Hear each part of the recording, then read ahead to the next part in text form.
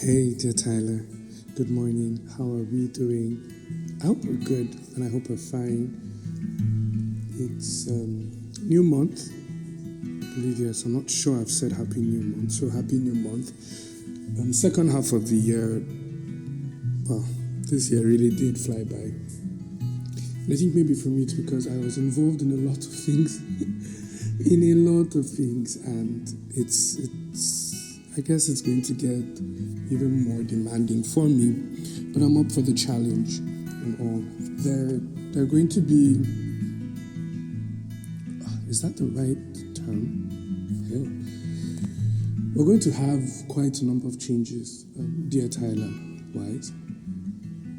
I'm working on, like the video part of Dear Tyler having video sessions and also it's part of the budgets for me. Seriously working towards that. Still working on the mailing list and trying to do something a little bit exclusive, for people that are, I would say, like my friend would say, part of the Dear Tyler army. So I'm looking for how to do something exclusive so it's not just, a general thing that everybody gets. Those that are Dear Tyler army recruits we'd be able to get something a little bit more special. So I'm thinking of doing that, working on probably the mailing list and another thing. So I'm trying to navigate my way around it. It's it has its perks, right? So I'm trying to really get the hang of it so that when I start I'll be able to be committed, right? So part of the deals I am making for Dear Tyler in this fourth year is to stay committed irrespective of what happens and also see how we could grow. And then, yes, we're gradually transiting into moments where we will be sharing the platform with other people, meaning that it's not just going to be my, opinion about things. I'm going to have discussions with people, just random discussions here and there. Let me pick their mind, probe into their ideologies and see if I need reorientation, if another perspective would definitely work, right? So that's the goal. And they're all plans. They're all plans and just keep on praying for me so that I'll be able to achieve them, right? I really don't want to delay.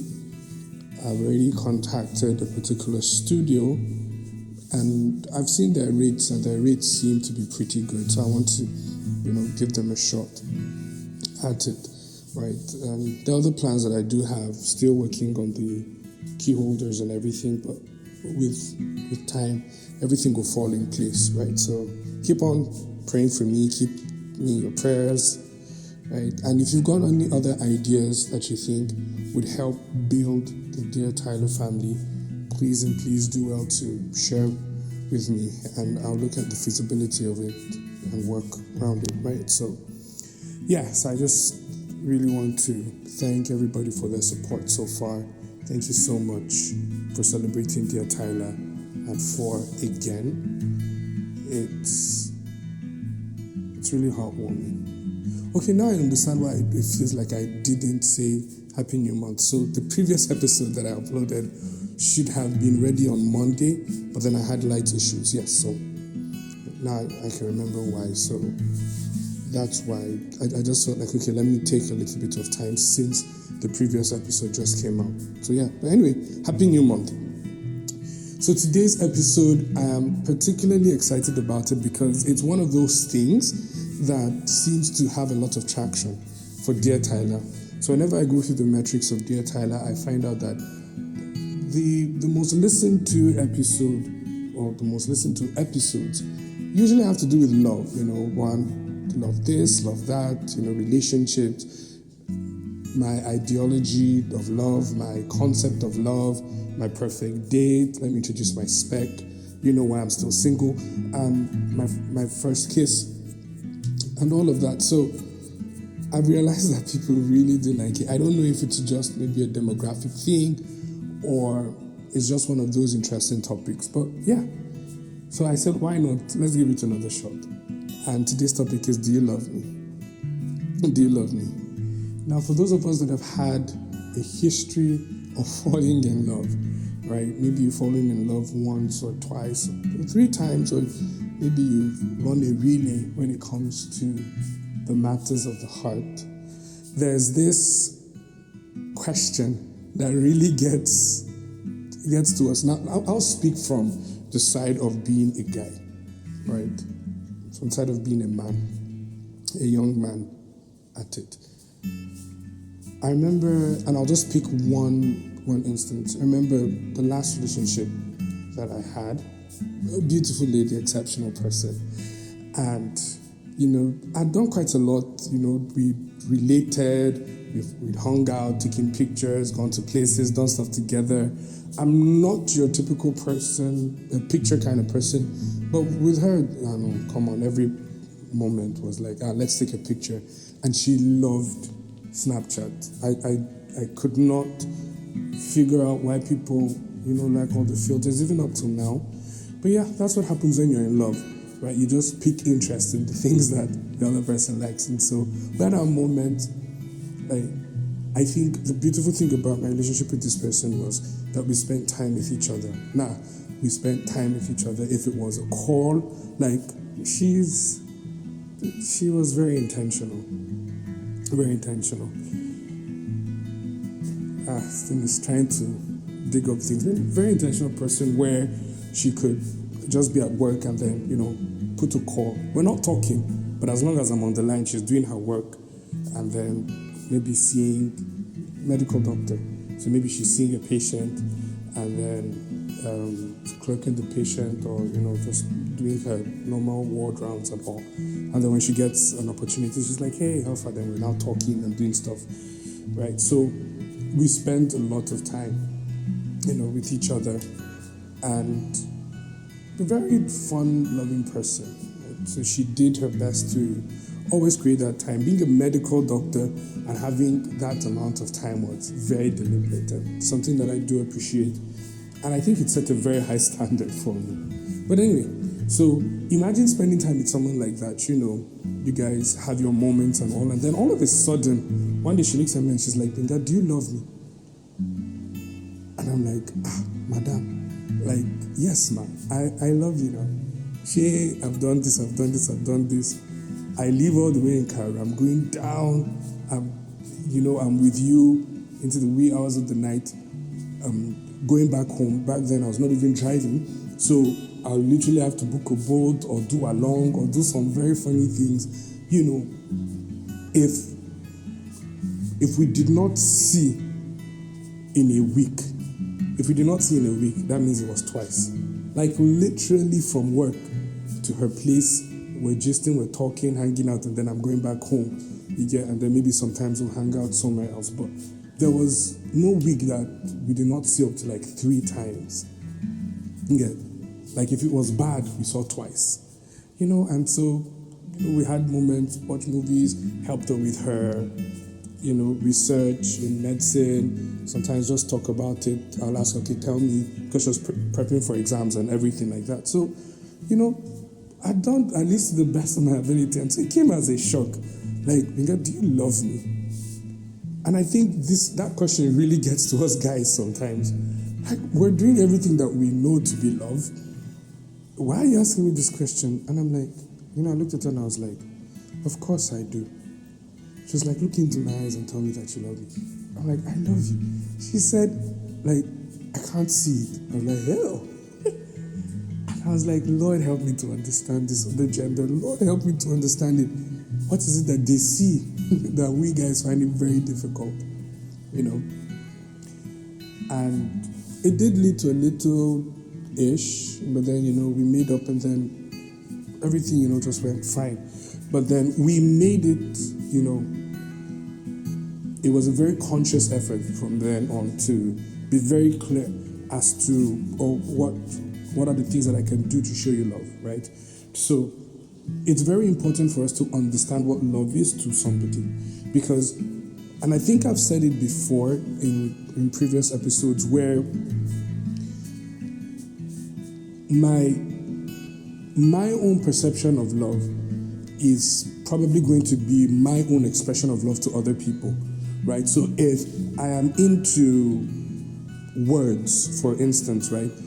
If I'm into words of affirmation, and maybe words really have a very strong pull on me, what I would naturally do to someone that I have some affection towards is to send words, be there to encourage, speak up for them, hype them. You're this, you're that, you're this, you're that, you're this, you're that. If I'm into receiving gifts rather, there's a tendency that I would express my love to the other person in gifts. If I'm into, people showing up for me, doing acts of service, the tendency for me to respond in that same light is extremely high. Right? But we also need to understand that everybody has their own definition of love, and you would never be able to love somebody until you have that proper discussion with them, right? That very honest discussion with them. And it's a very vulnerable moment because you begin to question everything that you do as an individual. Okay, am I in the right, space? Am I doing the right things? Am I communicating it properly? Am I overdoing things? Am I underdoing things? Oh, has this person experienced love and affection from somebody else? Right? Is it easier for them to flow with this other person? It's just a lot that seems to zip through our minds. A lot that seems to zip through our minds when it comes to the issues of love and that particular question. And I think even from the other side, when you ask somebody, like, do you love me? That wait for an answer, right? It's like, does this person truly care? Does this person truly care about me? That way can be very, very daunting. Can be very, very daunting. So, the question now is, how do you get to know if somebody interprets love, perfectly? How do you get to know if somebody interprets love perfectly? It's very, very important. So Jesus asks Peter after his resurrection, and he meets him at the seashore, frying fish, and all. He looks at him and says, Peter, do you love me? He says, yes. He said, feed my lambs. And he literally asks Peter 3 times. That you find it in John chapter 21 from verse 15 to 17. He said, Simon, son of John, do you love me more than these? Now, Jesus did not ask him once, not twice, but 3 times. Now, imagine I cut somebody's ear because of you, sir. I betrayed you, and I still, repented. I'm still showing up with you and all of that. I left my family because of you, and you're still asking me, do I love you? Like, haba, do I love you? And I remember there's this commentary that I listened to. I believe it was from Bill Johnson, where he said that Peter denied Jesus 3 times, and the Lord reinstated Peter 3 times. So every time when he asked, do you love me? He said, yes. He said, feed my lambs, feed my lambs, feed my lambs. And Peter was thinking, like, oh, Jesus is asking me this question because I betrayed him and all of that. But then the whole concept behind the questions was for Peter to understand that he, as Lord, Jesus being Lord now, had absolutely reinstated him to that position. Right? Beautiful, beautiful thought. Now, so Jesus was not unsure by asking Peter those questions. It was not like he was unsure of Peter's heart or desire. He was inviting Peter into introspection, into a deeper understanding of love that requires action. A love that restores, not just relates. A love that leads somewhere. We ask people if they love us, but are we asking the right way? Are we seeking comfort or clarity? Are we seeking comfort or clarity? So the point is this. There are times when you just want to hear certain things. Or just tell me that you love me. Or just tell me how you care. There's this lady, this set of people online that used to do some content. one lady that's always like, my chocomilo baby, or something like that. And I find it very cute. I know for some other people, they'll find it very annoying. I find it pretty cute, And she'll just be like, that's how you woke up and you did not check for me, and you did not even tell me that you love me. It is like you have found somebody, just all of those shenanigans. And then the guy will be like, oh no, I love you. She said, okay, so tell me that you love me. I was like, oh yeah, I love you. He'll be like, am I a dog that you be saying, oh yeah, all of those things. I'm like, okay, so tell me that you love me. He'll say, I love you. Say, I love you, my chocomilo baby. Say, I love you, my chocomilo baby. I love you, my very big chocomilo sweet baby. All of those things. Now, that's basically for comfort. But then there are times when you ask the person a question because of clarity. You want to know, right? And you want to probe into the person's intent for you. It can come off a little bit, like an attack, but then many times it's just for clarity. Do you love me? Do you love the person I'm becoming? Are you intentional about me? Right? Are you committed to this thing that we are doing? Right? Am I in a safe space? Am I in a safe place? All of that. And it's very important that we get to those points where we see clarity. If you are in a relationship now, I don't think it's wrong to ask these certain questions, right? So, understanding this is very, very key, right? Understanding this is very key. Now, if you are the one that is giving, usually we've learned to do certain things, that define love to us. Are you the kind that gives or loses sleep, fights for their healing, and speaks life over those you love? Right? Typically, you try to define the extent of your love of how much sacrifice you're willing to make for that individual. Right? Are you the kind of person that fights for it? Is this something that you believe in?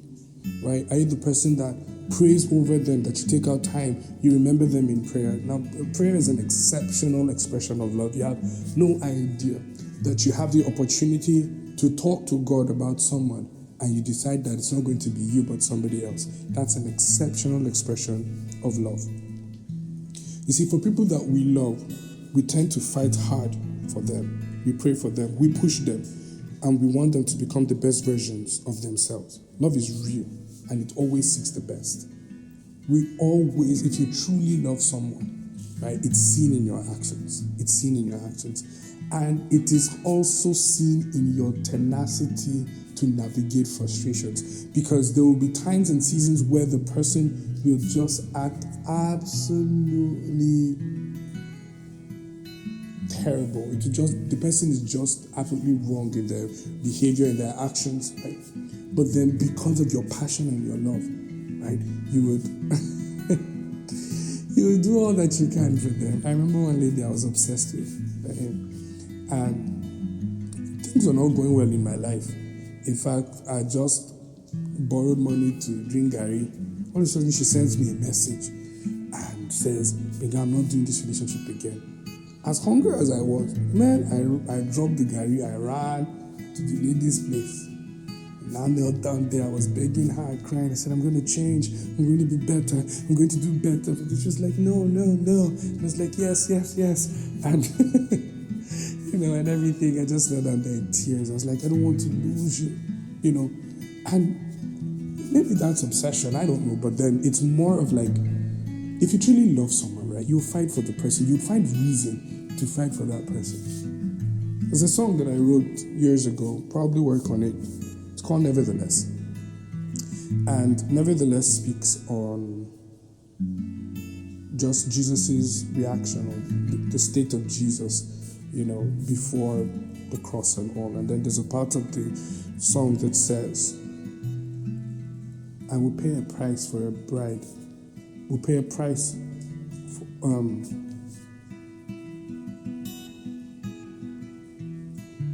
will pay a price that she may never claim." Right? For the bride, just paraphrasing. Now, I'll pay a price for a bride that she may never claim. That there's a possibility that the people that I'm loving may not want to receive it. It's where you protect yourself around it, but that's how love fights. right? Now, this is the main question. All of this was to say this. All of this is to say this. If this is how we love others, do we love ourselves the same way? If this is how we love others, do we love ourselves the same way?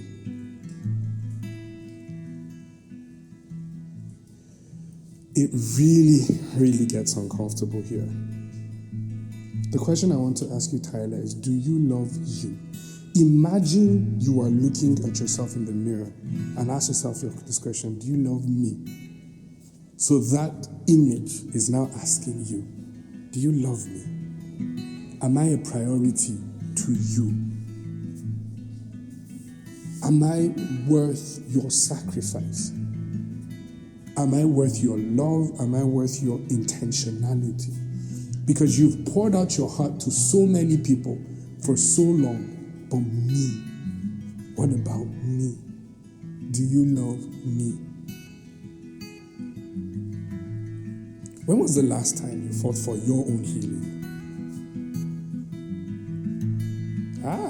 I remember one of the episodes, I think, my superhero syndrome. And, I was talking about us always looking for how to be the saviors of other people, coming in and showing up for other people, being there through people's process of healing. But when was the last time that you fought for your own healing, for the things that have traumatized you, for the things that have so kept you down, for the things that have haunted you all your life? When was the last time, Tyler, that you fought for your own healing? When was the last time that you believed in your own potential? Because you can go over and speak to other people and tell them, oh my God, I believe in you. I believe in what God is making out of your life, and I'm here to support. I'm here to show up for you and tell you that you are the greatest. Oh, whenever you come up with new stuff, I'm going to be there, I'm going to show you. But when was the last time you believed in your own potential, that you hyped yourself up to that level? When was the last time that you spoke life over your own heart, the way you speak life over to the people that you love? That you looked at yourself and you said, Tyler, I love you from the depth of my heart and I speak life to you.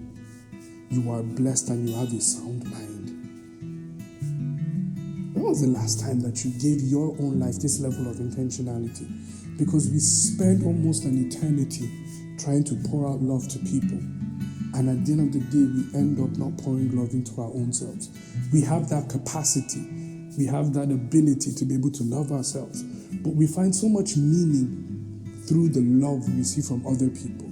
And because there are times that we do not get it, it gets us broken. You cheer people on in their dreams. But do you tear yours own in doubt? Do you tear your own in doubt? You can cheer other people. Oh, I believe in you. I love you. I believe in you. I'm always rooting for you. Have you said that about your own self? Or are you the one that used to tear down your own potential? Saying that, oh, I'm not good enough. I'm not strong enough. I'm not as skillful as the other people. You pray they find peace. But have you made room for yours? See, the Bible says something. Love your neighbor as yourself.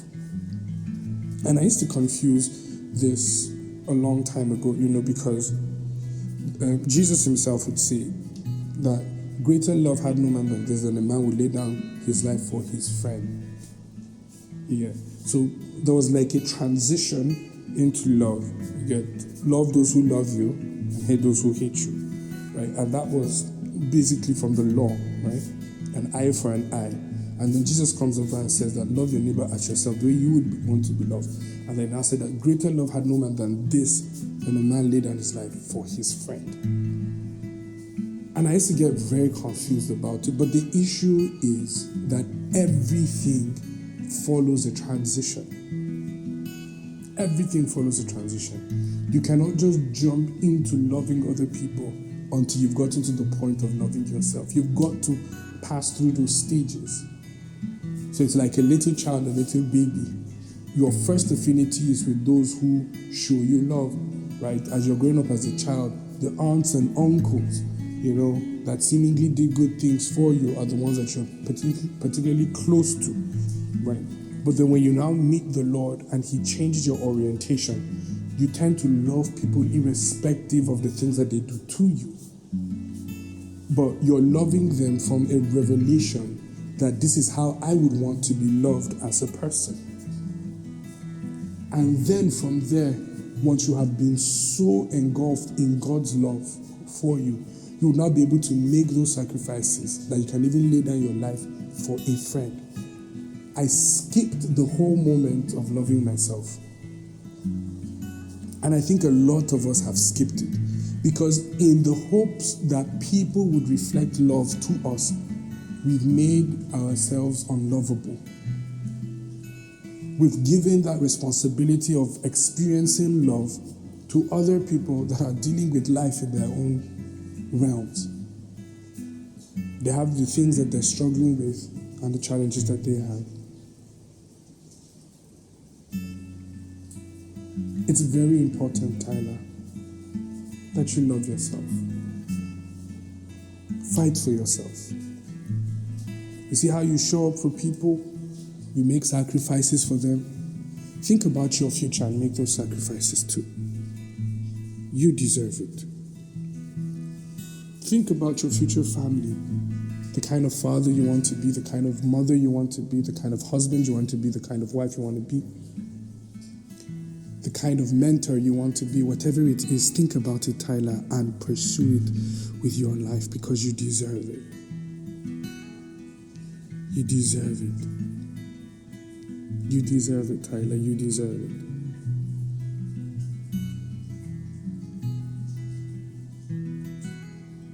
And, because we're flawed, even we ourselves will never really understand how much we should love ourselves. And so sometimes we need to find a way of looking at life through the eyes of an infallible God. You can't love yourself well until you let God love you first. Because real love isn't rooted in performance or perfection, it's rooted in identity.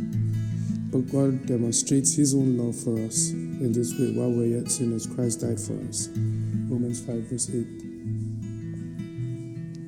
The one person that can love you and show you the clearest definition of love is the Father.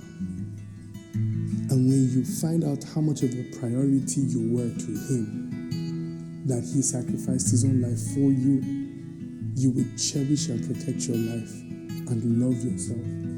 Because in loving yourself, you're loving the one who died for you.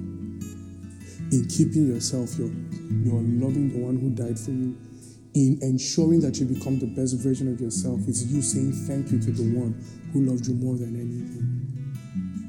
Do you know that for every time you love yourself, you are giving a taste of heaven to other people?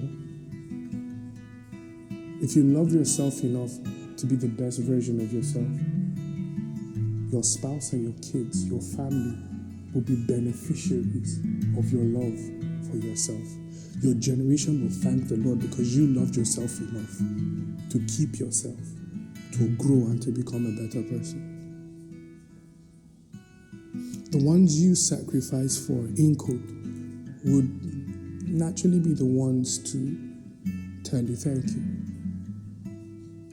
But when you sacrifice for yourself, you give yourself the opportunity to be a blessing to everyone who meets you. And that's the benefit of it, Tyler.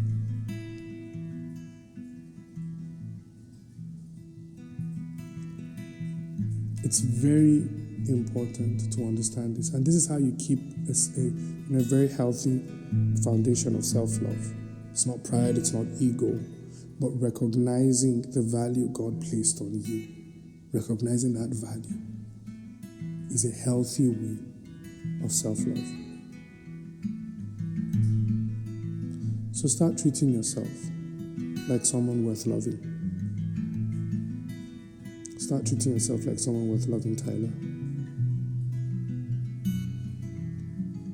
So whenever you get the opportunity, for those of us that are in love, glory be to Jesus. For those of us in the pathway to such a delight, whenever the person asks you, do you love me?